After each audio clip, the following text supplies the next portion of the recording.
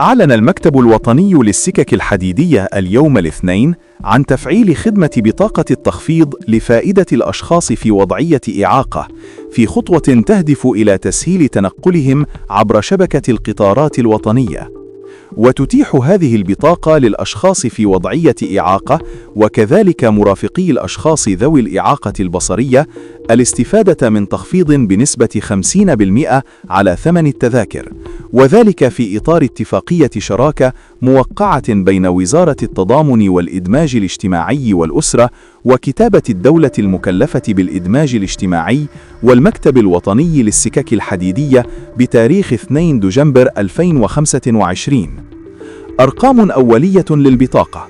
من خلال منصة إدماج الإلكترونية تلقت كتابة الدولة المكلفة بالإدماج الاجتماعي حتى اليوم 5022 طلباً للحصول على البطاقة، وقد تم معالجة وطبع 3220 بطاقة، فيما تم تسليم 2027 بطاقة إلى مراكز توجيه ومساعدة الأشخاص في وضعية إعاقة التابعة لمؤسسة التعاون الوطني بمختلف أقاليم المملكة لتوزيعها على المستفيدين.